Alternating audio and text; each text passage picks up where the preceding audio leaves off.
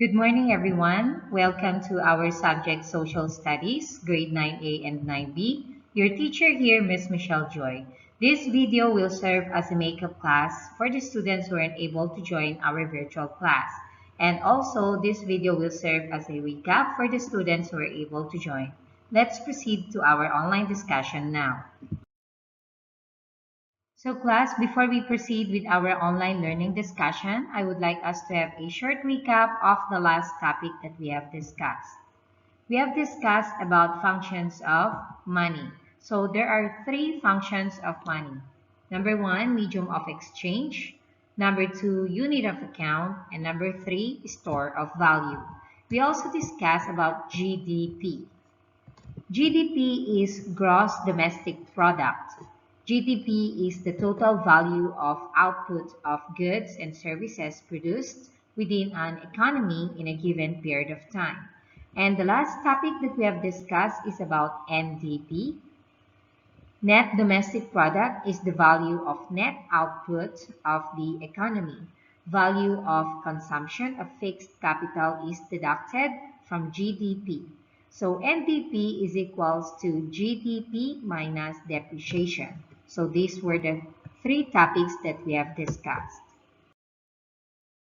Now class, what are the objectives of our lesson?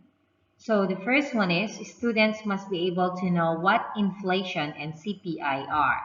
The second one, students must be able to know what are the two theories of inflation. And the third one, students must be able to know what unemployment and business cycle are. So at the end of the lesson, I already expect students that you already understood what CPI, inflation, have already understood the two theories of inflation and as well as unemployment and business cycle. Now class, our topics for today are about inflation, CPI, unemployment, and business cycle. Now here are the words to learn that we are going to be encountering in our next slides, and these words are very important because they will help us to have a better understanding of our topic for today. So please repeat after me so you can still practice your reading skills and speaking skills even if you're just at home. Are you ready now? Let's start reading. Consumer Price Index, business cycle, inflation, economy, unemployment. Now let's discuss these 5 words one by one. The first word is Consumer Price Index. What do you mean by Consumer Price Index? It measures change in prices over time. The second word is business cycle.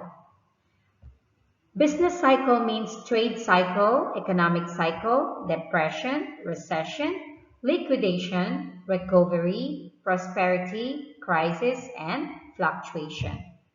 The third word is inflation.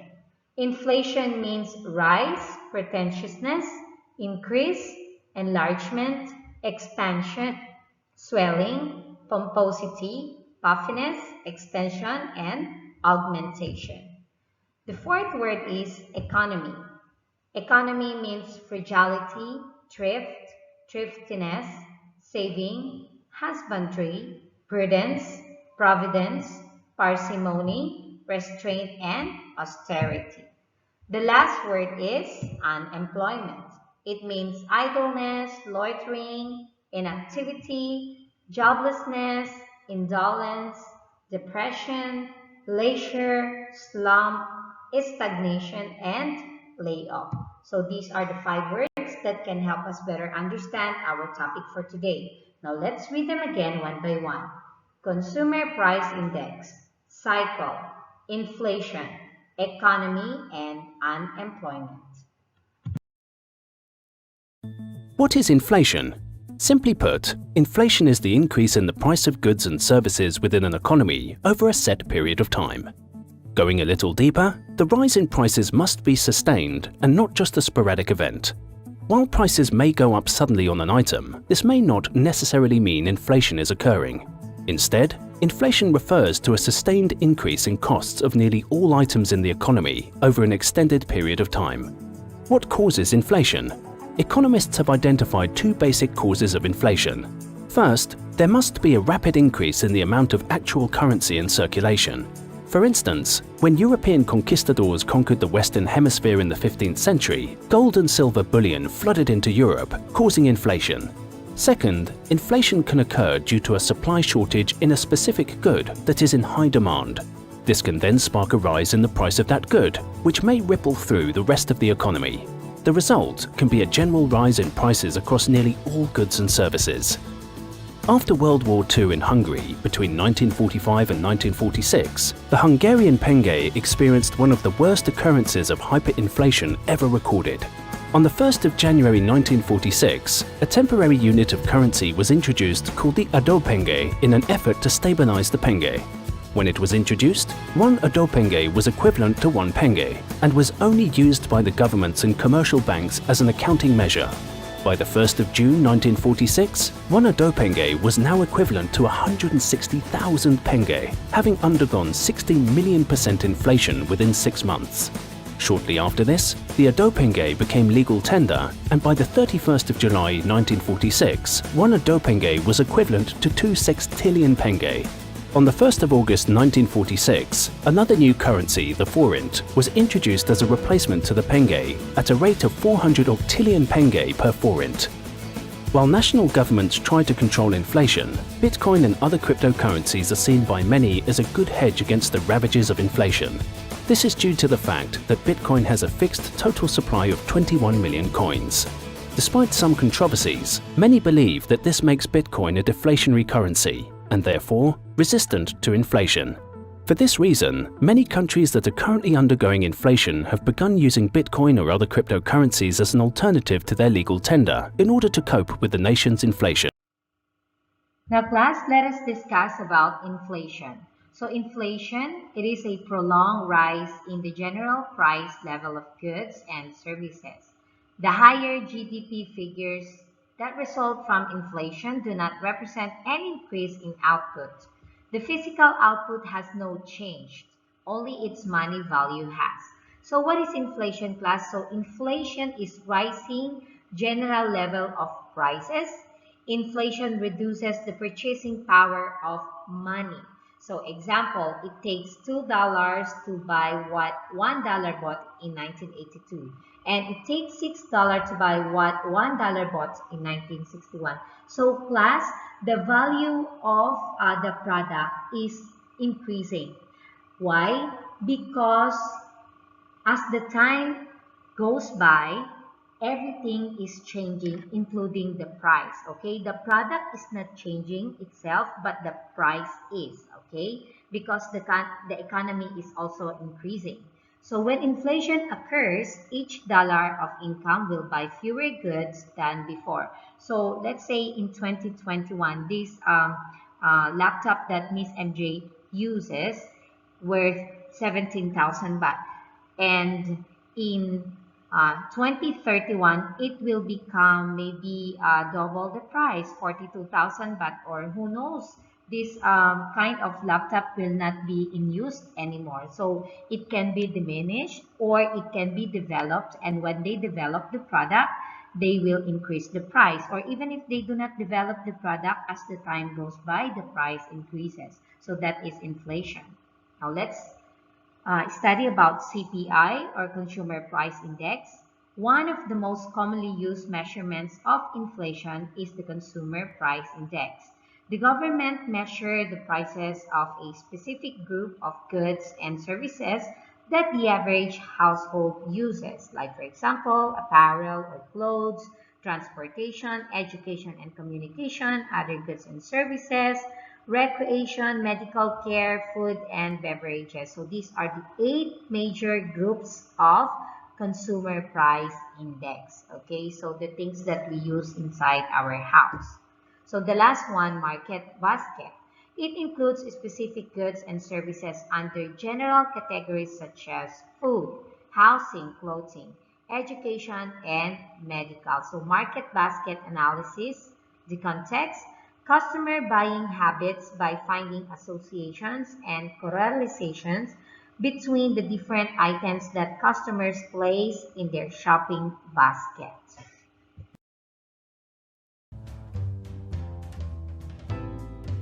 The Consumer Price Index, or CPI, is considered the benchmark inflation guide for the U.S. economy. It uses a basket of goods approach that aims to compare a consistent base of products from year to year, focusing on products that are bought and used by consumers daily. The price of your milk, eggs, toothpaste, and haircut are all captured in the CPI. The CPI is calculated by taking price changes for each item in the preset basket of goods and averaging them, with the goods being weighted according to their importance. The index uses a base year for comparability of its calculations, so changes will often be provided on a percentage basis to reflect only changes to prior index levels. There are two CPI figures, the CPI for urban wage earners and clerical workers, the CPIW, and the CPI for all urban consumers, the CPI-U. The most watched metric is the CPI-U, which is often presented with a seasonal adjustment, as consumer patterns vary depending on the time of year. The CPI is a detailed release with breakouts for most major consumer groups and geographical regions. The CPI is also used to identify periods of inflation or deflation. Large rises in CPI during a short stretch typically signal periods of inflation, and large drops in CPI during a short period usually mark periods of deflation. As well, the CPI is used to make changes to cash flow mechanisms such as pensions, Medicare, and cost of living adjustments. This versatility means the CPI affects nearly every market and person in America. Now, class, let us study about the two theories of inflation. So the first one is demand pull. So prices rise as the result of excessive business and consumer demand. So demand pull inflation is inflation initiated by an increase in aggregate demand. Okay? And number two, cost push. It states that the wage demand of labor unions push up prices. When businesses have to pay higher wages, their costs increases. Businesses must raise the prices of the goods and services they produce. So cost push or supply side inflation is inflation caused by an increase in costs. So when the costs of the product is increasing, of course, it is because the labor unions are demanding higher wages or higher salaries. So the business men or people who own businesses are going to increase the price of their products as well. Economists like to think that demand and supply can explain everything in the universe. But what about unemployment? Can that be explained by demand and supply? Economists think so. Let's start with the role of demand. In some years, the economy is doing really well. Companies are producing a lot. And guess what's needed to produce? Yes, people. So, when production is high, the demand for labor is high, and that means unemployment is low. Conversely, when the economy is in the doldrums, companies don't want as many people. And that means unemployment is high. Economists call this type of unemployment cyclical because it goes up and down with the economy and with the business cycle. Now, what about supply? There's a type of unemployment where supply plays a big role too. That's called structural unemployment. Sometimes jobs are coming up in one industry, say the computer industry, but the people were trained for another, say mining. So there's a mismatch between demand and supply. Since you can't train miners to be software engineers overnight, they may end up unemployed for a while. Sometimes structural unemployment arises when technology, such as computers and robots, replace people in some industries. So if we keep demand stable and train people to supply jobs of the future, there should be no unemployment, right? Not quite. There's a type of unemployment that's called frictional. Say you don't get along with your boss. There's some friction, shall we say? You quit, or act up in a way that gets you fired. Or you're tired of where you live and move to a new city before lining up a new job. This frictional unemployment is the price of living in a free society where people are free to move around. So we should aim to keep unemployment low, but zero, maybe too low. And for me, until I get a new job, what do you think about writing a scary novel about robots?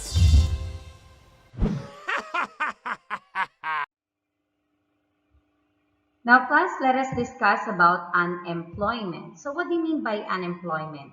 Unemployment means lack of jobs, even for those who are able and willing to work at the privileged wage. Measurement point of view, the unemployment may be defined as the gap between the potential full employment and number of employed persons. So unemployment is another major problem to a nation's economic stability. So it causes uncertainty in a nation's economy. Unemployment rate is the percentage of the civilian labor force that is without jobs but is actively looking for work. Unemployment is usually a sign that all is not well with the economy because lack of a work to offer. It causes an extremely serious problem. Unemployment rate is one of the major goals in stabilizing the economy. Now, class, let us discuss about the four types of unemployment. The first one is cyclical, unemployment associated with up or down fluctuations in the business cycle. Of course, if the business is doing well, they need labor force, but if the business is not doing well, then they need to cut people off of their company. The second one is structural, unemployment caused by the changes in the economy such as technological advances or discoveries of natural resources. Of course, with the use of technology, we do not need a lot of people working for the company. Okay? And the third one, seasonal, unemployment caused by changes in the seasons or the weather. Of course, example, there are people whose job is it is at their highest peak if they are good in making Christmas trees. So these are around September to December. But after those months, then they become jobless again. And the fourth one, frictional, temporary unemployment between jobs because of firings, layoffs, voluntary searches for new jobs, or retraining. So meaning to say you are a physics teacher and this school doesn't need a physics teacher, but they are in need of a chemistry teacher. So because you need a job, so this is your temporary employment or temporary kind of work. So that is what you call frictional. When making financial decisions to plan for your future, it's important to consider economic factors that could impact your investments. One of those factors is called the business cycle. The business cycle is a natural evolution that we see in every economy. It is a primary factor that drives business performance, which in turn drives investment values and returns. When the business cycle changes, the transitions create opportunities for informed investors. But in order to identify those investment opportunities, it's critical to understand the rotation of the business cycle and its four distinct phases: expansion, maturation, recession, and recovery. In an expansion, economic growth is typically moderate. As we reach maturation, economic growth slows down. During a recession, economic growth is negative. Recovery follows, and economic growth accelerates again. These business cycle transitions can cause investment risk, but also create opportunities for savvy investors that they may not have previously considered. It's important to keep a long-term investment strategy in mind when making important investment decisions. Work with a financial advisor to see how you can make the business cycle work for you while planning your investment strategy. Now, class, let us discuss about the economic fluctuations. So, there are simply fluctuations in the level of the national income of a country representing growth or contraction. So, we have the economic cycle in here where you can see the peak, recession, trough, recovery, and the cycle continues. Next, business cycle. A cycle or series of cycles of economic expansion and contraction. In a model of an idealized business cycle, growth leads to an economic peak or boom, which is a period of prosperity. During this part of the cycle, a contraction of the economy occurs. So this is business cycle plus or economic cycle. They show the expansion peak, recession trough, and the cycle as long as the business continues. And contraction refers to a phase of the business cycle in which the economy as a whole is in decline, okay, during its lowest season. Recession is a significant decline in economic activity spread across the economy. Now, class, let us study about trough, the lowest point of a business cycle. So that is in here, class. This occurs when things stop going down and slowly begin to increase. So this one is recession going down and then recovery and then at its peak and then going down again. Because some business class are like this. Example, a supermarket. During the month of March, April, May, the supermarket is boom when it comes to selling notebooks, pens, pencil because it is the season of opening schools.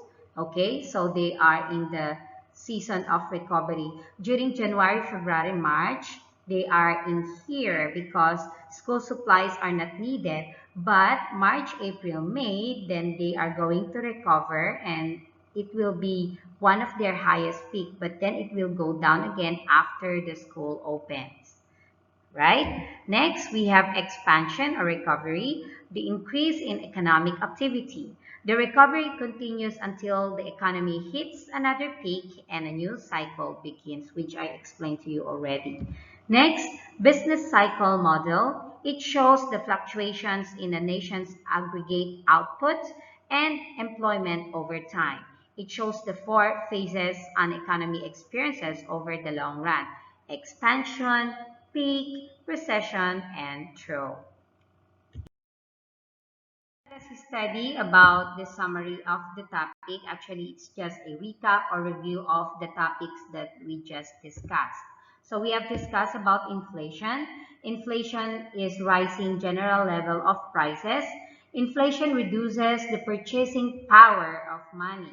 So when inflation occurs, each dollar of inflation will buy fewer goods than before. Next, we have CPI. So CPI means Consumer Price Index. What is the CPI? A Consumer Price Index measures changes in the price level of consumer goods and services purchased by households. Next, unemployment. It is one of the major problem of a country. Okay, so unemployment means they don't have a job, they are looking for jobs, they are available for work. And the last one that we have discussed is about business cycle. It shows us the four phases of business cycle: expansion, peak, recession, trough, and then recovery.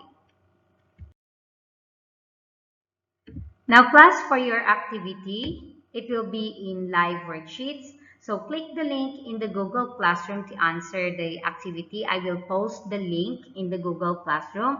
This video and link will be posted in Google Classroom so that you can view the video, you can watch the video, and after you watch the video, you do the activity. Just click the link, answer, click finish, click check my answer, and then screenshot your score and upload it in social studies album I created in your line group. All right, so this is how your live worksheet looks like. So inflation and unemployment. So please read the sentences and fill out the missing word. You just drag it and click finish, click check my answer, screenshot your score, upload it in social studies album in your line group. Now, class, we now come to the end of our discussion. If you have anything to say, ask, suggestion, comments, ideas, opinions, please feel free to send me a message in my personal line account. You can also call me whenever you are convenient. Okay, so stay safe, everyone. I'll see you again on Tuesday next week. Goodbye. Thank you very much.